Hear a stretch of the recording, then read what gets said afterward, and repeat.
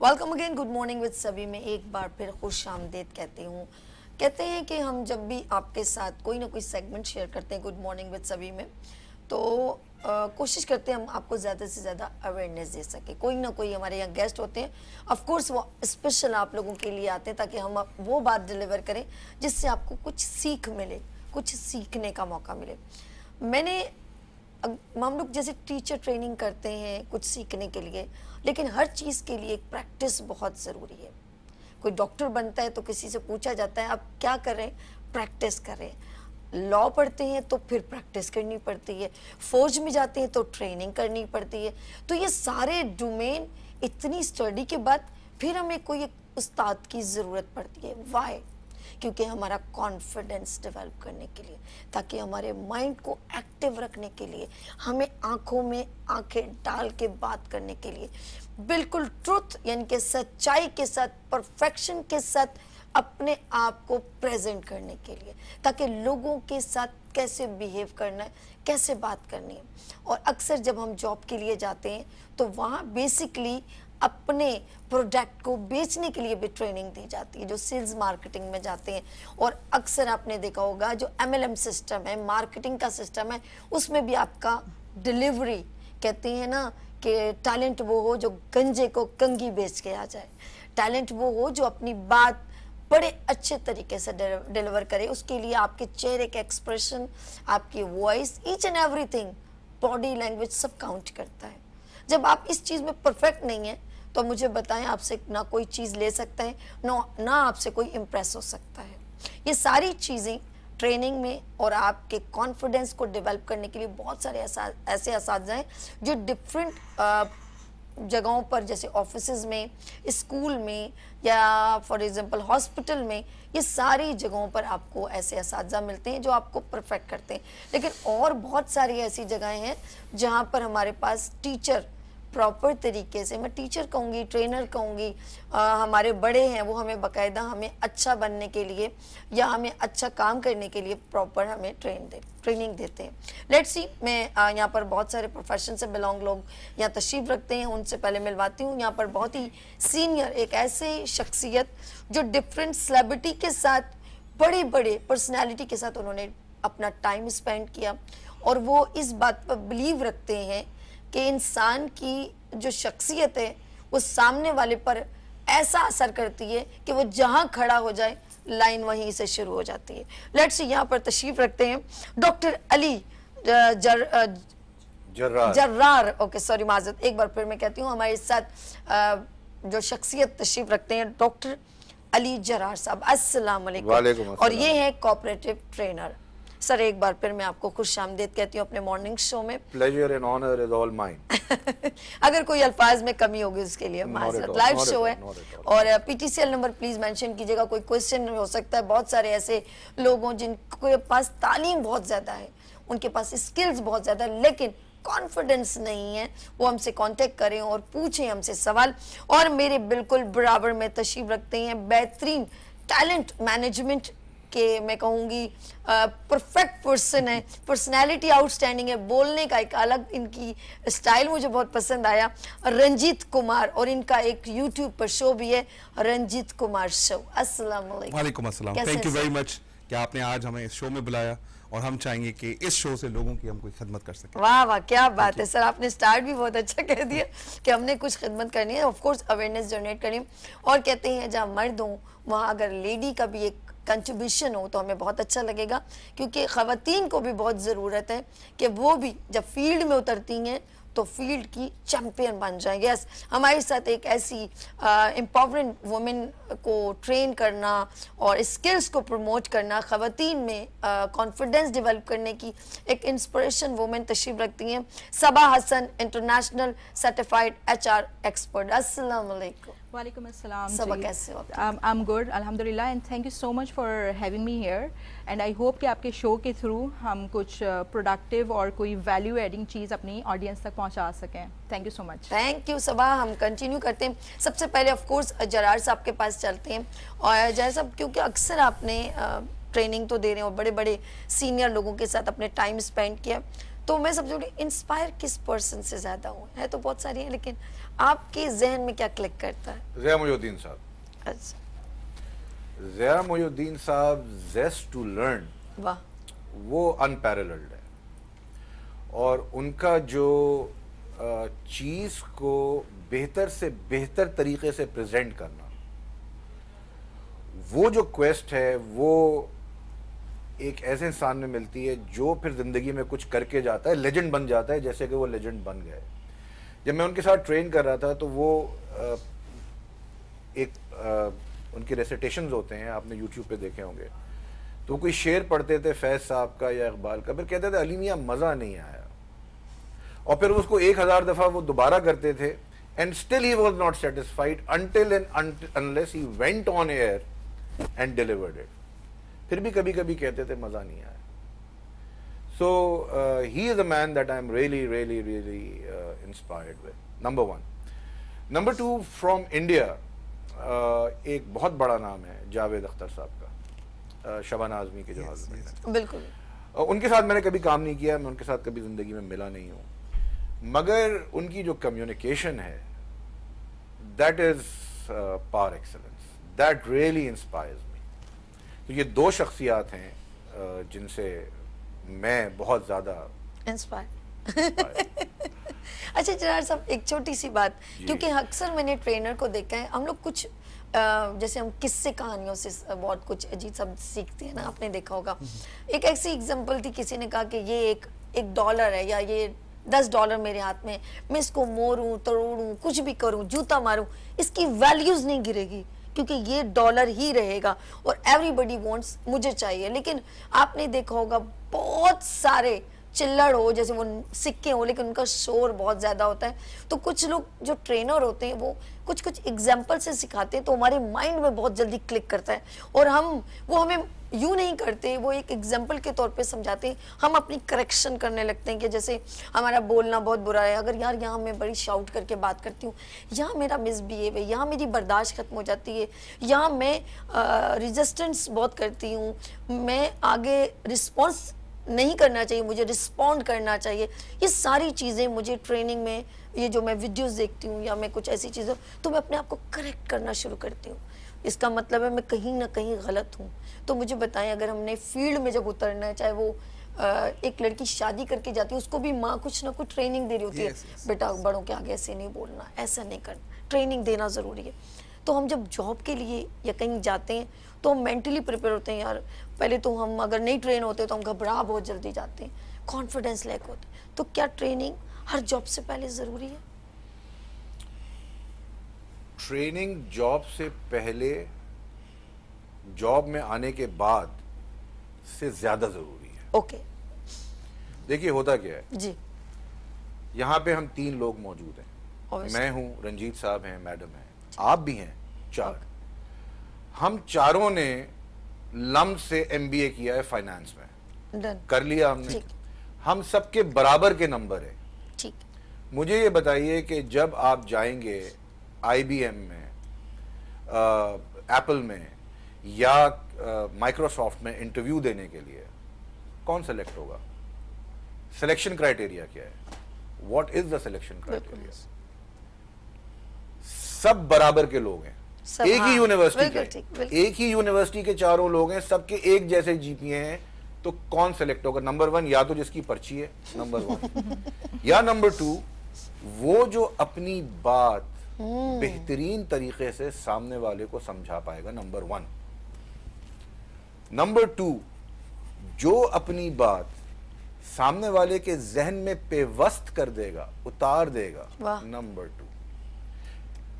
Job interviews are about confidence, communication and clarity in communication. वाह वाह, अपना तो सब जानते हैं, सब अच्छी यूनिवर्सिटी के लम्स के हैं ना, हम चारों लम्स के, सबके बराबर GPA हैं। कौन विन करेगा? जो अपनी बात बेहतरीन तरीके से सामने वाले को समझा के आ जाएगा, he will be the winner. और एक बात है, यहाँ पे HR के भी लोग बैठे हैं, हर आदमी से अलग सवाल नहीं होते, एक सेट ऑफ क्वेश्चन होता है जो हम हर एक से कर रहे हो। बिल्कुल ऐसे कॉमन, हाँ से। So basic thing that you need to develop yourself in, हर सीवी मांगने से पहले कहते हैं कम्युनिकेशन स्किल अच्छी होनी चाहिए। अच्छा, हमारे यहाँ कम्युनिकेशन को क्या समझते हैं अच्छी यूनिवर्सिटी में? वो ये समझते हैं कि आप अंग्रेजी बोलें एक्सेंट के साथ और तेज बोलें। बिल्कुल, भले वो तेज इंग्लिश जो है ना वो यहां से गुजर जाए और बंदा इंप्रेस हो जाए, उसको समझ में कुछ ना है। This is what we understand. तो उमर शरीफ वाली इंग्लिश हो जाएगी। दिस इज अंग्रेजी बेहतरीन है, एक्सेंट बेहतरीन है, कॉन्वेंट की पढ़ी हुई बच्चियां हैं, Jesus and Mary, Saint Joseph वगैरह वगैरह वगैरह, उनमें से कुछ को आप सुनेंगे बेहतरीन अंग्रेजी बोल रही होंगी, फ्लॉलेस इंग्लिश है ग्रामेटिकली एवरी वे, मगर वो आपके यहां से गुजर जाएगी, इतनी स्पीड से बोल रहे होंगे और उसका इम्पैक्ट हम पर पड़ जाएगा फौरन, आपको समझ में नहीं आएगा कि इसने बोला क्या है। सही। अब मुझे ये बताइए कि किस अच्छे घराने में ये सिखाया जाता है कि बेटा तेज तेज बात करो, ओ या किस यूनिवर्सिटी बहुत जबरदस्त अच्छे स्कूल में और एक गैर अच्छे स्कूल में, फीस उसकी जो भी हो, वहां के तालिब इल्मों में बेसिक चीज जो डिफरेंशिएट करती है उनको, वो उनकी कम्युनिकेशन, उनकी पर्सनालिटी, उनका कॉन्फिडेंस है। और जब आपकी कम्युनिकेशन और में ताकत होती है, आपकी पूरी पर्सोना ही डिफरेंट होता है। जबरदस्त, right? So basic thing that is required, you have to get yourself trained before going into an interview, at least in 2 domains. Number 1, your communication, and how to appear for an interview. ये सारी चीजें तो हम बाद में training में जाके करवा रहे होते हैं ना, जब ऑर्गेनाइजेशंस को ज्वाइन कर लेते हैं। ये पहले जरूरी है। सो जो यूनिवर्सिटीज हैं उनको अपने स्टूडेंट्स को पहले प्रिपेयर करना चाहिए for the interview, rather than कि तुम जब जाओगे वहां पर तो खुद ही ट्रेन हो जाओगे, भाई हमें तुम्हें ट्रेन करने की क्या जरूरत। अच्छा, ट्रेनिंग से बार बार एक, क्योंकि मैंने कहा ना कि हम लोग कभी कोई कोर्स कर लेते हैं या उसकी फिर भी जो डॉक्टर बनता है उसको भी ट्रेनिंग की ज़रूरत होती है। हमारे साथ रंजीत कुमार तशरीफ रखते हैं, talent management. Sir, talent God gifted भी होता है, कुछ चीज़ों को हमें सीखना भी पड़ता है, जो क्योंकि और लोगों पे अप्लाई करनी है ना। जैसे एक डॉक्टर है, जब तक वो ऑपरेशन को बार बार देखेगा नहीं, प्रैक्टिस नहीं करेगा, डायरेक्ट तो किसी का कलेजा खोलने से ना हो।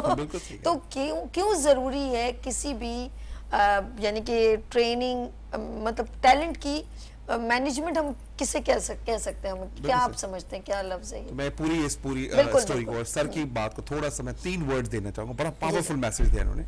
सो कम्युनिकेशन को हम कहते हैं it's a connect, convey and convince. मैं आपकी बात को और इसी मेथड के अंदर बताऊंगा। टैलेंट मैनेजमेंट की जब हम बात करेंगे तो अगर आप कितने भी गॉड गिफ्टेड टैलेंट क्यों ना हो, अगर फॉर एग्जांपल हम क्रिकेट के मैदान की बात करते हैं, Babar Azam number 1 superstar batsman आज की तारीख में, T20 में सबसे ज्यादा रन्स बनाए। उसने 12 साल क्रिकेट खेली, तब जाके इंटरनेशनल क्रिकेट में आए, और आने के बाद जब उन्होंने देखा कि मैं इंटरनेशनल क्रिकेट को आज खेल रहा हूं, तो every day he says I am learning new things. अगर आप गॉड गिफ्टेड हैं, मेहनत नहीं करेंगे तो मेहनत वाला, सीखने वाला, लर्निंग वाला आपको बीट करके आगे निकल जाएगा। सो जब आप बेसिक्स लर्निंग लेते हैं तो उसको 4 वर्ड्स में बताता हूं कि टैलेंट मैनेजमेंट कैसे करते हैं। अगर आपने कोई ट्रेनिंग हासिल कर ली या कोई तालीम हासिल कर ली तो आप में नॉलेज में इजाफा हुआ, ट्रेनिंग नहीं हुई आपकी। जब आपने नॉलेज को क्या किया, प्रैक्टिकली इंप्लीमेंट किया, मैदान में उतरे, यानी कि डॉक्टर 11 साल की तालीम हासिल करता है, 12वें 13वें साल जाके सर्जन एंड वो आपका कंप्लीट डॉक्टर बनता है, तो वो सबसे पहले 4 या 5 साल देखता है जिगरा कैसे खुलेगा। नॉलेज को किस में कन्वर्ट करा है, स्किल्स में कन्वर्ट करा है कि मेरा डॉक्टर क्या कर रहा है, मैं उसके पीछे वो जो छुरी चाकू लेके घूम रहा होता है कि डॉक्टर कर कैसे रहा है। सो knowledge transforms into the skills. Skills के बाद अब इसको क्या करेंगे, तुम छोटा ऑपरेशन करना शुरू कर दो, मैं तुम्हारे ऊपर खड़ा होता हूं। So this is called what, ability to do that operations. उसके बाद तीनों चीजें हो गई, चौथी चीज है दैट इज कॉल्ड बिहेवियर, कि तुम किस कैंडिडेट को, किस पेशेंट को किस नजरिए से देखते हो, डायग्नोसिस कैसे करते हो, कितने टाइम में करते हो, किस अंदाज से करते हो, वो बिहेवियर्स बताता है कि तुम प्रॉपर डॉक्टर बन चुके हो या नहीं बन चुके हो। सो knowledge, skill, ability and behaviour, चारों का कॉम्बो होगा तो टैलेंट की मैनेजमेंट प्रॉपर होगी। कोई भी एलिमेंट गायब कर दें, टैलेंट जो आपका गॉड गिफ्टेड है वो बढ़ जाएगा, वो खत्म हो जाएगा और वो साइड लाइन हो जाएगा आपका। So आप देखिए कितने बड़े बड़े सुपरस्टार बैट्समैन बॉलर पाकिस्तान में आए, लेकिन आज उनका नाम कहाँ है? आप मोहम्मद आसिफ का नाम जानती होंगी, because I am pro sportsman as well. Mohammad Asif दुनिया का नंबर 1 बॉलर है। Where he is now? Just because of his behaviour. जिसने 2-4 गलत काम किए, he is nowhere.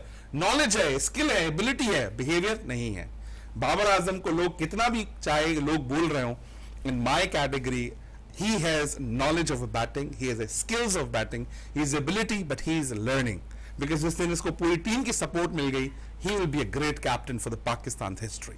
That's good. This is from my side. जबरदस्त। Yes. यानी कि हर चीज के लिए प्रॉपर एक बेसिकली से एक कुर्सी किसी को मिलती है ना, तो 4 उसके पिलर होते हैं। ऑफ कोर्स उसके बिना वो कुर्सी भी डामाडोली होती रहती है, तो उसके अंदर सपोर्टिंग होती है। और जिस तरह आपने एक ब्रीफिंग की कि ये 4 चीजें एक आगे मुकम्मल बनने में ये चीजें रिक्वायर्ड होती हैं। लेट्स सी, सबासन की तरफ चलते हैं। सबा लेडीज ऑफ कोर्स एक वुमेन्स के हिसाब से देखा जाए कि खवातीन जब मैदान में उतरती हैं तो उनको बहुत सारे लोग, हर किस्म के लोग मिलते हैं और हर किस्म की सजेशंस भी दे रहे होते हैं। लेकिन अगर कोई औरत प्रॉपर ट्रेनिंग लेके जाती है तो वो सबको फेस भी कर सकती है और कहती है शट योर माउथ मैं ज़्यादा बेहतर जानती हूँ, मैं फुल फॉर्म में आई हूँ। तो एक माशाल्लाह एचआर आप ख़ास तौर पे आपका मैंने मेंशन किया, तो ये जो आगे ख़वातीन ट्रेनिंग के साथ आना, और ख़ास तौर पे मैं बताऊँ कॉन्फिडेंस की बहुत ज़रूरत होती है एक औरत को, वो कहीं ना कहीं लैक होती है किसी भी प्रोफेशन में जाए, तो क्या ट्रेन होके आना बहुत ज़रूरी है? आपका सवाल देखें, मैं इसको 2 फेजेस में डिवाइड करूंगी। फर्स्ट ऑफ ऑल तो स्किल्स की जो इम्पोर्टेंस है वो विदाउट एनी जेंडर बायस है, मर्द हो या औरत, ट्रेनिंग और स्किल, नॉलेज, एबिलिटीज़, ये सारी चीज़ें दोनों जेंडर्स के लिए इक्वली इम्पॉर्टेंट है फर्स्ट ऑफ ऑल। अब दूसरी अगर हम बात करें कि एक प्रोफेशन में आने के बाद या उसके आने से पहले जो फीमेल्स ट्रेनिंग लेती हैं वो डेफिनेटली एक तो उनके प्रोफेशन पे बहुत ज़्यादा डिपेंडेंट होती है, दूसरा फीमेल्स के साथ बहुत सारे और भी चैलेंजेस जो हैं हमारे माशरे में और पूरी दुनिया में ही इन्वॉल्व होते हैं। उनमें सबसे बड़ा जो चैलेंज होता है वो हमारे लिए होता है ग्लास सीलिंग, हमें जो हर इदारे में फ़ेस करनी पड़ती है। और उसमें जब तक आप अपने आप को वो एबिलिटीज़ और अपने बिहेवियर्स पे, कॉम्पिटेंसीज़ पे आप काम नहीं करेंगे, सो लोग आपको हमेशा अंडरमाइन करके ही रखना चाहते हैं। ये ग्लास सीलिंग हर जगह मौजूद है, चाहे आप किसी मल्टीनेशनल में हो या अंडरमाइन भी कह सकते हैं, अंडर एस्टिमेट भी कर सकते हैं। हाँ, वो दोनों चीज़ें ही हम कहते हैं। लेकिन उसमें आपकी अपने ऊपर, यानी एक वुमेन के ऊपर भी डिपेंड करता है कि वो अपने आप को किस लेवल तक जो है वो इक्विप्ड करती है उन चैलेंजेस से फेस करने के लिए। नॉर्मली मैंने देखा है कि वुमेन जो हैं वो आगे बढ़ना चाहती हैं, काम करना चाहती हैं, अपने आप को इक्विप भी करना चाहती हैं, बट जो उनके ऊपर ड्यूअल प्रेशर्स होते हैं, फैमिली के प्रेशर्स होते हैं और एक इदारे के कॉर्पोरेट के प्रेशर्स अपने सेपरेट होते हैं।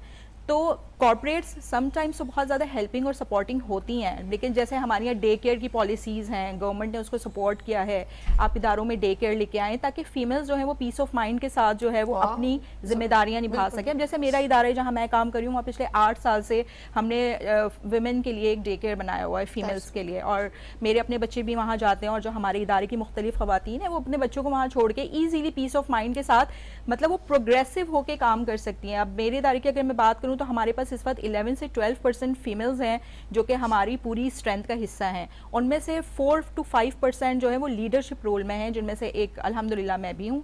और इसके अलावा डिफरेंट हमारे पास सप्लाई चेन मैनेजमेंट, जो कि एक मुश्किल तरीन मैं कहूँगी जॉब है, जिसमें बहुत सारे मेल्स भी जो है वो एक्सेल नहीं कर पाते, लेकिन हमारे यहाँ वो शोबा भी जो है वो ख़वातीन लीड कर रही हैं, वो प्रॉपर ट्रेनिंग के साथ। अब उसमें ट्रेनिंग में एक इंसान की अपनी खुद की जो एक डिज़ायर है वो भी शामिल होती है, और एक जो कॉर्पोरेट का या एक उस इदारे का, ऑर्गेनाइजेशन की जो हेल्प और सपोर्ट है कि वो उसको कितना ट्रेन करवाना चाह रहे हैं। असल में ट्रेनिंग जो है वो एक थोड़ा सा महंगा शोबा है पाकिस्तान में, आई वुड से। तो मेरे साथ बहुत अच्छे ट्रेनर्स मौजूद हैं।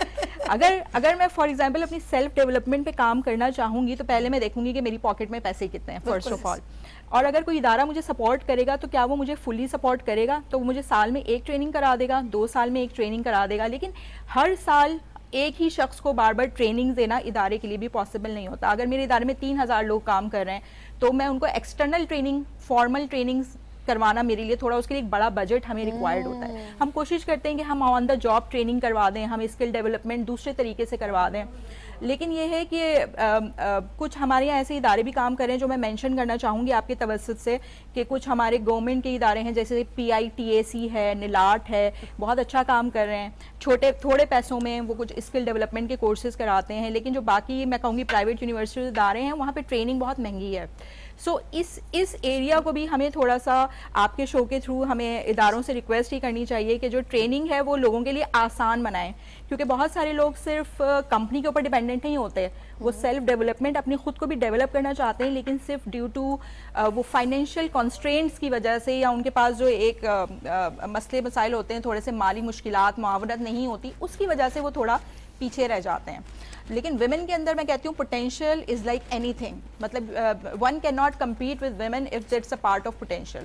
तो वो स्किल डेवलपमेंट और पोटेंशियल हम अपने इदारे में उनकी कर रहे होते हैं जिस हद तक हम करते हैं, लेकिन ये है कि there is a long way to go. और ग्लास सीलिंग्स और चैलेंजेस तो हर जगह मौजूद होते हैं, और प्रमोशन की अगर आपके पास अनबायस्ड पॉलिसीज़ ना हो, जो कि स्ट्रीमलाइन आपका प्रमोशन का प्रोसेस ना हो, और टैलेंट डेवलपमेंट का प्रोसेस अगर आपके पास ना हो, जो कि रंजीत ने जिसकी बात की कि आप टैलेंट को मैनेज कैसे करें, उसके लिए भी हम क्या करते हैं कि जो हमारा 4 मेजर एरियाज होते हैं टैलेंट मैनेजमेंट के, कि भाई आपने फाइनेंशियल्स में आपको स्ट्रांग होना है, आपको कस्टमर डिलाइट आपकी अच्छी हो, और आपका ऑपरेशनल एक्सेलेंस आपका अच्छा, और लर्निंग एंड डेवलपमेंट, ये 4 मेजर ग्लोबल ही स्टैंडर्ड हैं जिनके ऊपर अगर एक बंदा अपना काम करेगा तो डेफिनेटली ही और शी कैन एक्सेल। अब उसमें लर्निंग एंड डेवलपमेंट में जैसे मैं बात कर रही थी कि आ जाता है कि आपने ट्रेनिंग लेनी है, आपने कौन कौन से आपके वीक एरियाज हैं या एरियाज ऑफ इम्प्रूवमेंट हैं, आपकी इम्परफेक्शंस हैं जो कि आपको आगे नहीं बढ़ना देना चाह रही हैं, जो कि आपकी कॉग्निटिव एबिलिटी से बाहर हैं, या जो आपका IQ है उसके, तो how would you improve that?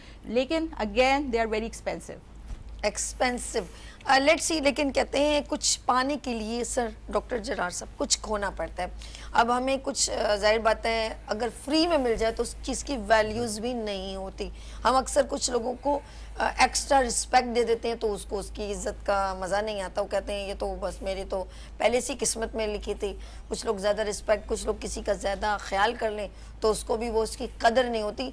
तो कदर कब होती है? जब उस चीज़ को आप बड़े ही रिस्पेक्टफुली, जब कोई चीज़ आपको ख़रीदनी पड़ती है तो आप उसको फिर साफ़ कर करके, कोई भी चीज़ अगर शो पीस भी लेते हैं, जब वो ज़्यादा कीमती होती है तो आप उसको रोज़ देखते हैं, रोज़ साफ़ करते हैं। बिल्कुल उसी तरह जब आप पैसा इन्वेस्टमेंट करके एजुकेशन लेते हैं तो आपको उसकी डिग्री की भी वैल्यूज़ होनी है, जब आप ट्रेनिंग लेंगे तो उसकी भी वैल्यू, जब वो कुछ चीज़ बाय करेंगे उसकी भी वैल्यूज़। मैं डॉक्टर जरार साहब के पास चलती हूँ। डॉक्टर साहब, ये मेरी बात में कितनी सदाकत है कि कोई चीज़ की अगर ऐसे ही वक़्त नहीं रहती, अगर उसको ऐसे ही दे दी जाए, जैसे हमें पाकिस्तान समझ लें ऐसे ही जैसे मिल गया तोहफे में, इसकी कदर नहीं की जा रही, ऐसे ही है सर। सॉरी माजरत, मैं अगर अपने अल्फाज में कुछ वो ना करूँ। ये बहुत हद तक ये बात दुरुस्त है, मगर ट्रेनिंग सिर्फ ट्रेनर्स नहीं करते हैं। ओके।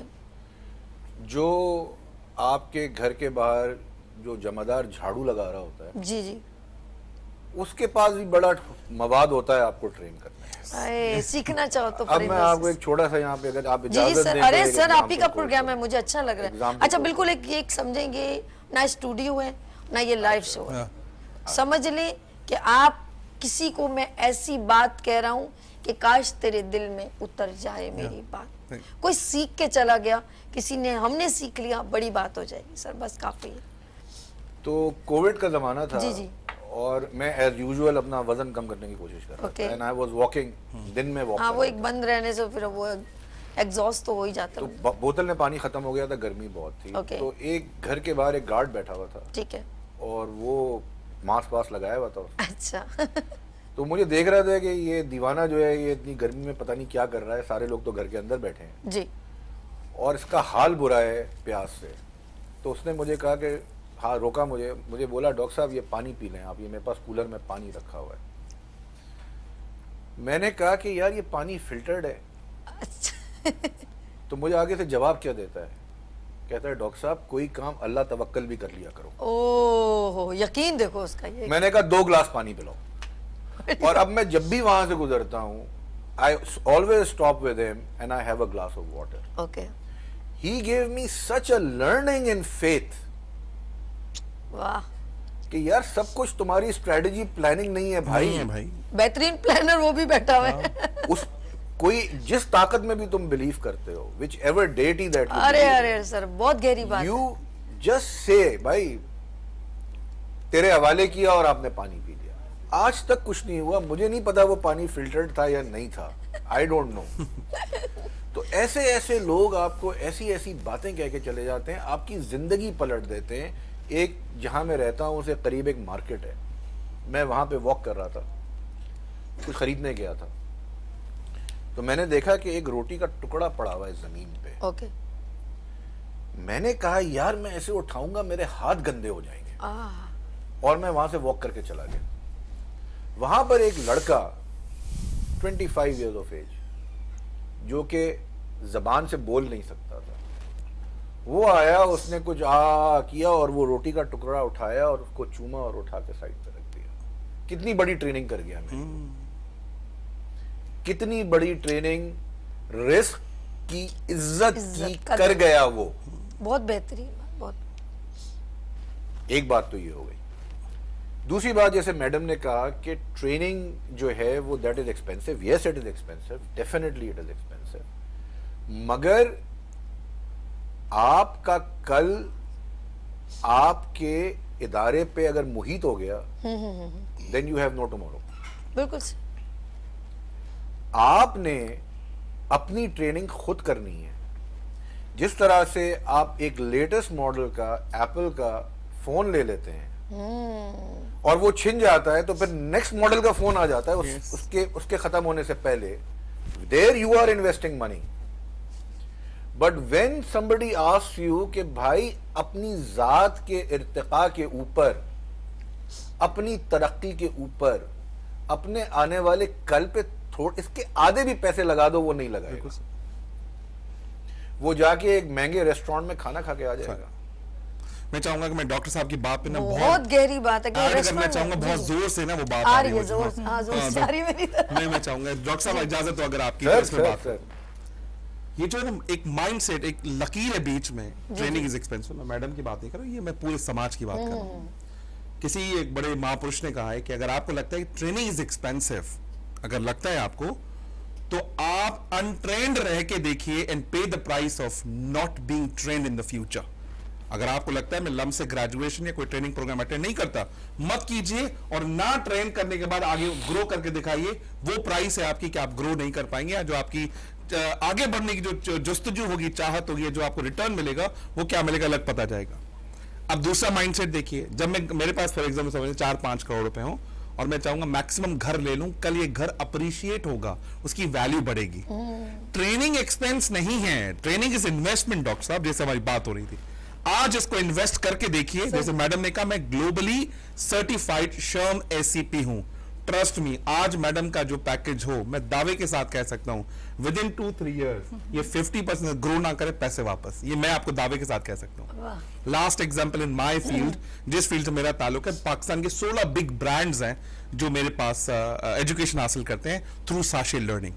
तो उसमें मेरे पास एक लड़का है जिसका 22 साल का एक्सपीरियंस है, एक लड़का है जिसका 7 साल का एक्सपीरियंस है। 7 साल वाला मास्टर ग्रेजुएट है, जो 22 साल वाला है उसने एंटर किया और बीकॉम किया। वो चलते फिरते नहीं था, पैदल बीकॉम जो होती है आपकी, पेपर दे दिया आपने, दोनों था वो पैदल जो बीकॉम। दोनों के मैंने क्या रखे, दोनों की रेज्यूमेज रखे, और एक होता है टैलेंट कार्ड कि भाई इन दोनों का प्रमोशन की बारी है कि लेट्स डिस्कस।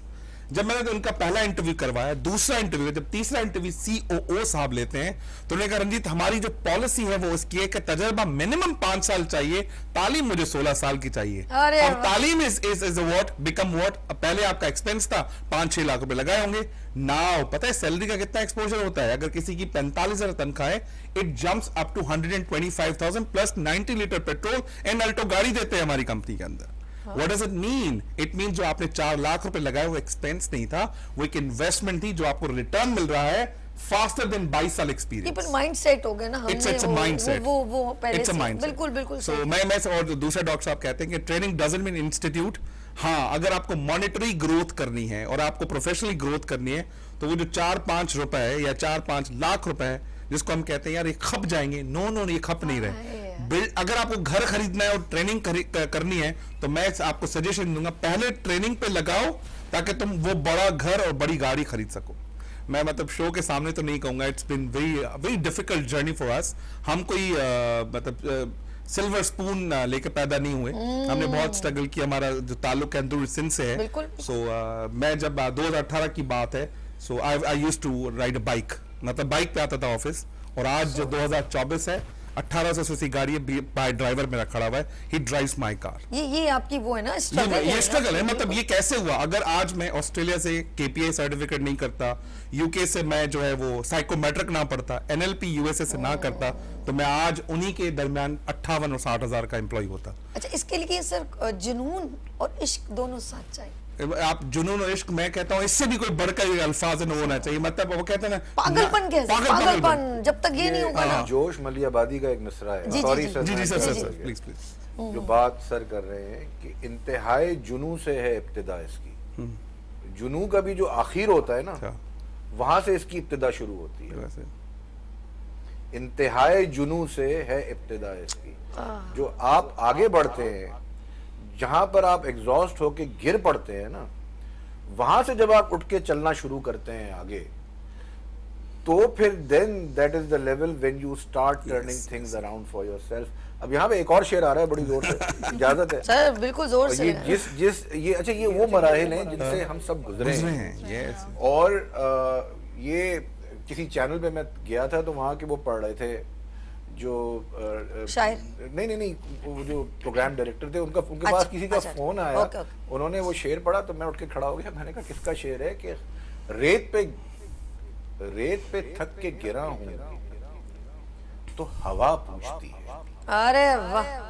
रेत पे थक के गिरा हूं तो हवा पूछती है, आप क्या सोच के आए थे इस दश्त में वहशत के बगैर? वाह! आपको अगर जिंदगी में तरक्की करनी है तो वो वहशत के बगैर नहीं हो सकती। एक बात बिल्कुल से आप एक नोट कीजिएगा कि अच्छा, ये वो वाला वैशी नहीं है। नहीं, वो वाला वैशी नहीं है, ये जुनू वाला वैशी है। खुद ही क्लियर हमारा दिमाग गया नहीं। अच्छा जरार साहब नोट कीजिएगा, जैसे मैंने इनसे भी कहा, कुमार साहब से भी, कि जुनून, पागलपन चाहिए, ठीक है। तो जब हम कोई किसी चीज के लिए अड़ जाते हैं ना, आपने देखा होगा जब बच्चा छोटा होता है उसको कुछ नहीं पता होता, ना माँ ना बाप का, छोटा सा न्यू बॉर्न बेबी, लेकिन उसको पता है मैंने जिद करनी है, रोना है तो मेरी माँ ने मुझे दूध देना है। ये बच्चे से जिसको ना कोई ट्रेनिंग है ना कुछ मालूम है, लेकिन उसको पता है कि मेरे रोने से मुझे ये मिलेगा। तो जिद करना, अपने रब से अड़ जाना, अल्लाह तू मुझे देगा, मैंने करना है। तो फिर वो जो मुझे शेर याद आता है, उठ बांध कमर क्या डरता है, फिर देख खुदा क्या करता है। जो उम्र को मुफ्त गवाएगा वो आखिर को पछताएगा, फिर देखे फिर बैठे हाथ ना आएगा, जो ढूंढेगा वो पाएगा। तो बात ये कि इंसान का किसी भी फील्ड में देखें, चाहे किसी जगह पर भी, जब तक आपके अंदर जुस्तजू, इश्क, मोहब्बत, जुनून, उसको हासिल करने का पागलपन नहीं होता। पता है हमारा पागलपन कहाँ है? अल्लाह, अभी सॉरी कॉमेडी आ जाएगी, क्योंकि जरार साहब ऐसा इम्पैक्ट मुझे दे रहे हैं कि हम लोगों का पागलपन कहाँ पर है और बेवकूफ़ी कहाँ पर है। यार क्या हुआ, उदास क्यों है? यार कल से उसने मुझे फोन नहीं किया, लख दिलाना। अबे क्या हो गया? और दुनिया में इश्क बहुत है, किस जगह पर इश्क लड़ा के अपना टाइम जाया कर रहे। तो हमारी जब आने वाली नस्लें इस जगह पर इस तरह पड़ जाएंगी तो वो क्या अपने लिए करेंगी और क्या दूसरों के लिए करेंगे। तो ये टिकटॉक, इंस्टाग्राम में जो लोग खामा-खाई की वीडियो बनाते हैं, कहते हैं एक होता है शख्स बनना, एक होता है शख्सियत बनना। दे आर अ शख्सियत जो औरों के लिए मोटिवेशनल मैसेज बन रहे हैं, जो कुछ ऐसा करें जिससे औरों को एक पैगाम मिले कि अब आप अपने अंदर जुनून की चिंगारी सूरज से नहीं जलेगी, अपने अंदर एक खुद चिंगारी जलाएं, तो फिर देखें क्या धमाके होते हैं, क्या पटाखे बजते हैं। मजबूत सोच कैसे रखी जाए डॉक्टर जरार साहब, ये बताइए। देखिए यहाँ I wanted to say something here with due respect. I train people in communication, और मैंने आपको बताया वॉइस ट्रेनिंग, आवाज़ को कई गुना ज़्यादा, बोलने की आवाज़ को ताकतवर हो जाता है, और 2 दिन में ये पूरा खेल होता है। मेरे पास फ़ोन आते हैं, ऑनलाइन ट्रेनिंग होती है। तो मेरे पास एक फ़ोन आया, एक शख्सियत, उसने बड़ा अच्छा वक्त देखा था, and now the person is in like, अब वो नशे में। उसका प्रॉब्लम क्या है? उसका प्रॉब्लम ये है कि मैं फलां था, मगर आज उसको देखो वो मुझसे कितना कमतर है, मगर वो कहाँ पे खड़ा हुआ है। मुस्बत सोच की बात करें, मुस्बत सोच की बात करें। इससे बड़ी सोच जो आपको तबाह नहीं कर सकती वो मौजूद नहीं है। Comparison of doctor Ali Zarrar with Ranjit Kumar और विद मैडम, इससे बुरी सोच हो नहीं सकती। अब एक बात मैं यहाँ पे अर्ज करूं, थोड़ा सा लाइव प्रोग्राम जा रहा है, जी सर, जिम्मेदारी के साथ अर्ज कर रहा हूँ। एक साहब हैं, उनका एक वीडियो हिट हो गया। ओके, हो गया, मैं समझ गया। अच्छा, अब उन साहब ये मैं हूँ, ये डॉक्टर जरार हैं और ये मेरे साथ सब बैठे हैं। ठीक है ना, ठीक है। फॉर एग्जाम्पल लोटा लोटा हमें समझ गया, अल्लाह माफ करे। कुरान मजीद क्या कहता है?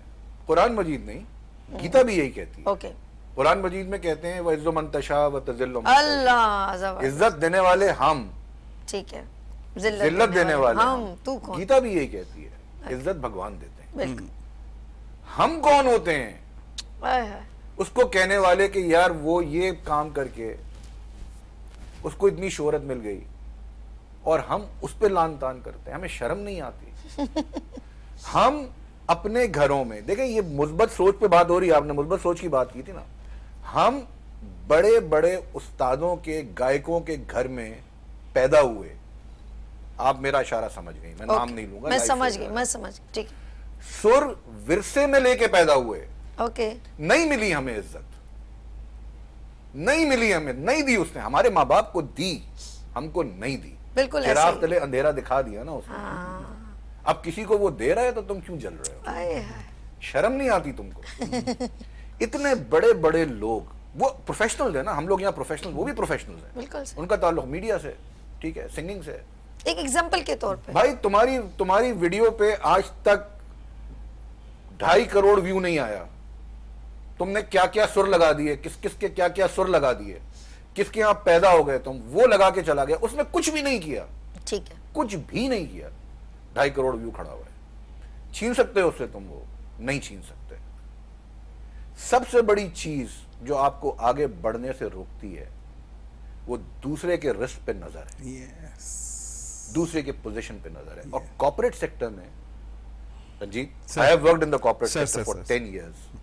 वैसे एक बात बताओ, आपने बहुत गहरी बात की कि हम कहाँ पर, ये जो मस्बत सोच की बात की कि कहाँ पर लैक हो जाते हैं जब हम दूसरे को देखना शुरू कर देते हैं या उससे कंपटीशन करने लग जाते हैं, उसको अपने बराबर समझे, तो हमारा फोकस अपने काम से हट जाता है।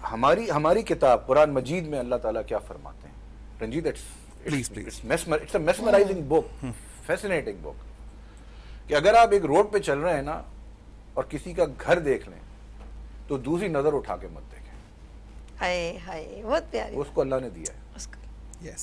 You have no right to अच्छा, ये अक्सर जुमला मैं मेरी हमेशा ही कहती हूँ, अल्लाह कितना अच्छा। मैंने कहा अल्लाह ने दिया है यार, अल्लाह देने वाला तो वो जात है ना। कोई अच्छी गाड़ी देखे, माशाल्लाह, खुश, हाँ माशाल्लाह। क्या ये जुमले देखो बड़े प्यारे, माशाल्लाह माशाल्लाह। कहीं पर भी आगे बढ़ने से कितने कॉर्पोरेट कैरियर्स तबाह हुए हैं रंजीत, नेगेटिव सोच की वजह से। नेगेटिव सोच की, जब आप तबाह होंगे इसका रीजन है नेगेटिव सोच, और कुछ भी नहीं। और वो नेगेटिव सोच क्या है? वो हमें रोकती है बहुत सारी प्रॉब्लम्स। मेन क्या है? जिसपे हाबिल ने काबिल का या काबिल ने हाबिल का कत्ल किया, प्रोफेशनल जेलसी। Yes. हाँ, हाबिल ने काबिल, बहुत प्यारी बात। नेगेटिव सोच हमें डाइवर्ट कर लेती है और हमारा उस जगह से फोकस हटा देती है जहाँ पर हम एफर्ट कर रहे हैं। तो वो सारा हम सेहत के तौर पे भी डिस्ट्रॉय होते हैं, जहनी तौर पे भी डिस्ट्रॉय हो जाते हैं। इट्स एन एसिड, ये वो तेजाब है जो आपको जहनी तौर पे जला के, गला के खत्म भस्म कर देती है। खत्म कर कुमार साहब, क्या जिंदगी में देखिए कहते हैं ना ये जरूरी है। अच्छा, मैं इजाजत सर, लूंगा। एक मिनट जाइएगा नहीं सर, ये बड़ी अच्छा। पहले जो लोग होते थे ना, चरपाइयों पे बैठ के एक बैठक होती थी, जी। तो वो खुशकिस्मत लोग थे जिनके हुक्का गुड़गुड़ाते साथ थे वो बैठ सर के। उनके साथ लोग बैठते थे ना, तो वो बड़े बूढ़े कुछ ना कुछ सिखाते थे। Yes. कभी कभी आप नोट कीजिएगा, बड़े बूढ़े लोग कहते हैं बेटा बड़ियां दी महल या बड़ा बूढ़ा मुझे क्या नहीं है, बड़ा छोड़े सर आप अच्छा, okay. यानी कि बड़े बड़े लोगों के महल देख के अपनी चौपड़ी नहीं जलाते होंगे। ये बेसिकली वो छोटा सा जुमला है, लेकिन देखा जाए तो वो आज हमारे ट्रेनर हमको आज ये देखें जैसे सर हमें उसी लफ्जों में बता रहे हैं कि आप किसी को दिया तो रब ने दिया है ना, आप क्यों जेलस हो रहे हैं? आपको किसी अगर उन्होंने अल्लाह पाक ने रोका तो नहीं, आप मेहनत नहीं करो, आपके पास सारे अजू हैं बिल्कुल सेम लाइक उस पर्सन की तरह, आप अपने एफर्ट करें। तो ये जो जेलसी है ना वो आपको डिस्ट्रॉय करती है। कुमार साहब पहले तो ज़माने में ऐसा होता था, अब तो ट्रेनर क्योंकि टाइम बहुत कम हो जाता है ना। अच्छा मैं इनके साथ बातचीत कंटिन्यू करूंगी क्योंकि डॉक्टर अली जरार साहब को एक और मीटिंग में जाना है और मेरे ख्याल में हम एक ब्रेक लेंगे और नाज़रीन उसके बाद हम लोग दोबारा कंटिन्यू करेंगे। सर आपका आने का शुक्रिया। कोई मैसेज देना चाहेंगे अपने नाज़रीन को? ऑनर इज ऑल माइन जी। Work hard, be consistent. Sir 10 minute तो रह गए हैं सर।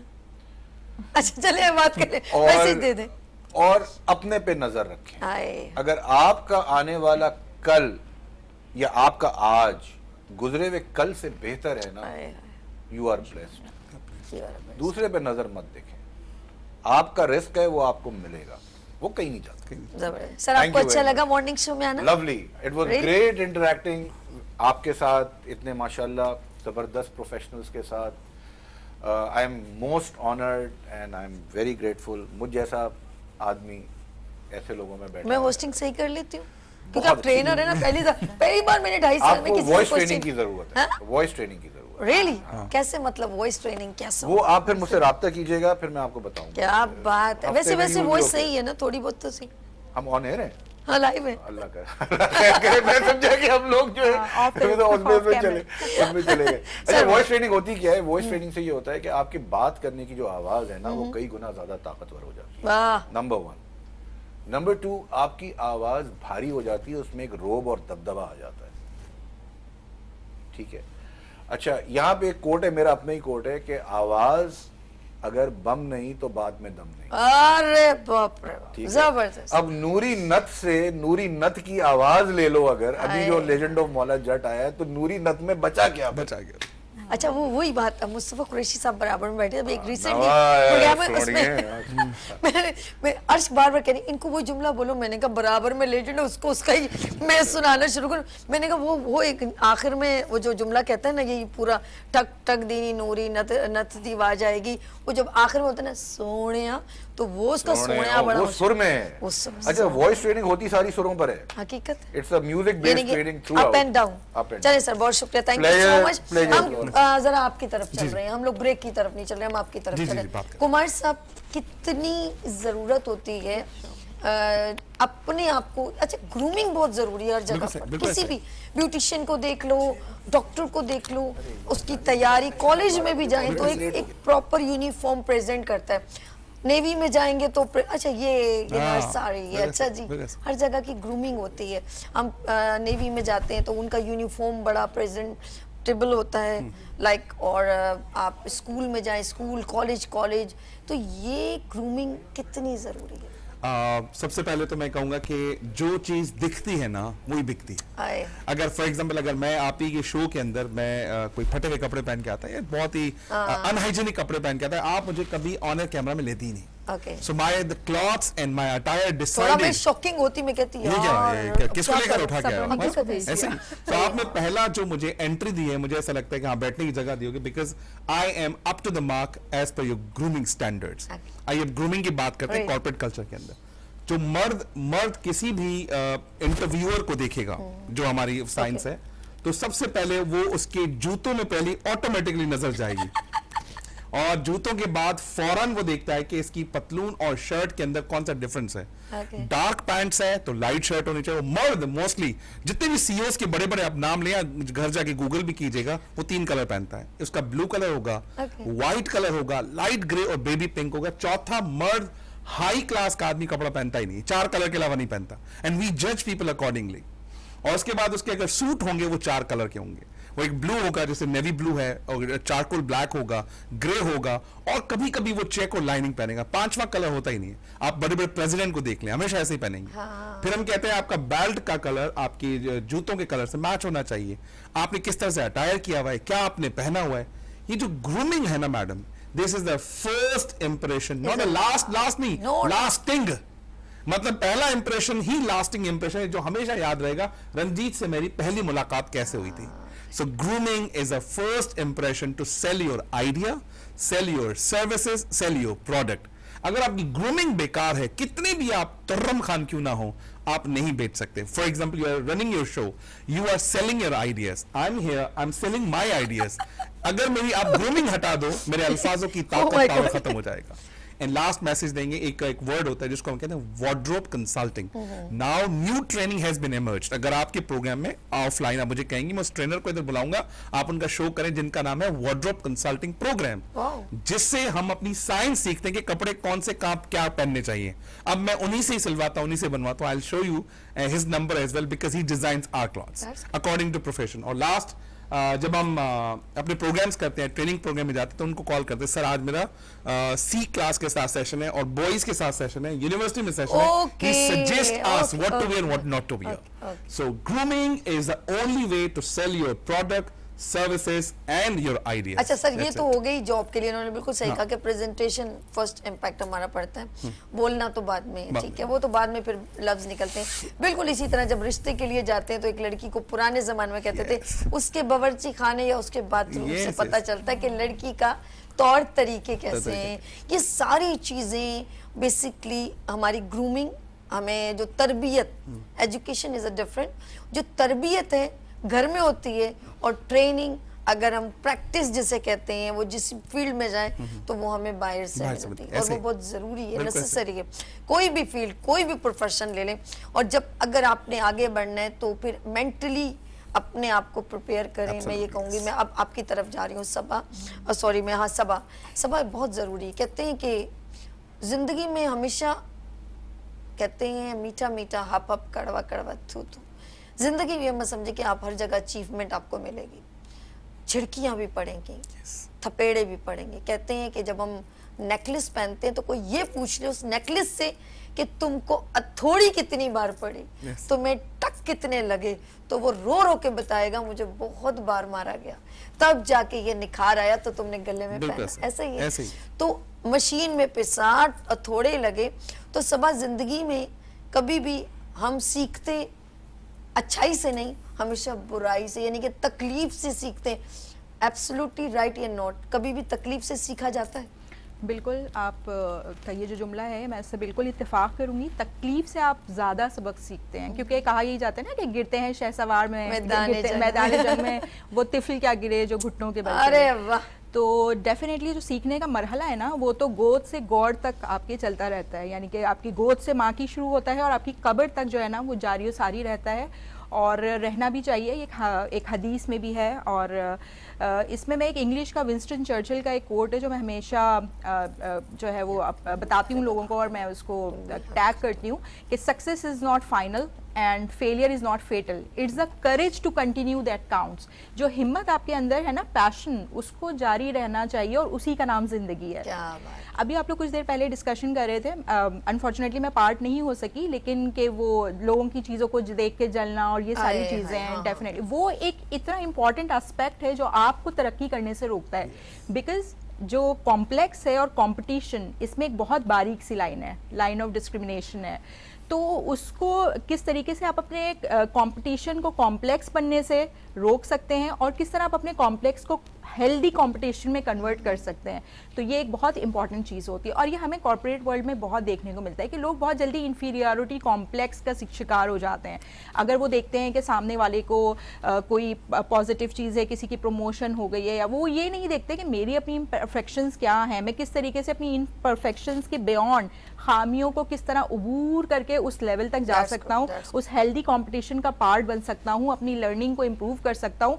मुझे जो तकलीफें अभी पेश आ रही हैं, मैं उनका मदावा खुद कैसे कर सकता हूँ। इंस्टेड वो दूसरे लोगों को ब्लेम करने लगते हैं कि इनकी वजह से ऐसा हुआ। आपके कुछ फॉल्स बिलीव्स होते हैं, ये एक साइकोलॉजिकल टर्म भी है कि सोशियो एनालिटिक्स कहता है कि आपके अंदर कुछ फॉल्स बिलीव्स है, झूठे कुछ आप अपने खुद साख्ता जो है वो यकीन बना लेते हैं कि मेरे साथ जो बुरा हुआ वो सामने वाले की वजह से हुआ, मेरा तो कोई कसूर नहीं था। वो कहलाता है कॉम्प्लेक्स।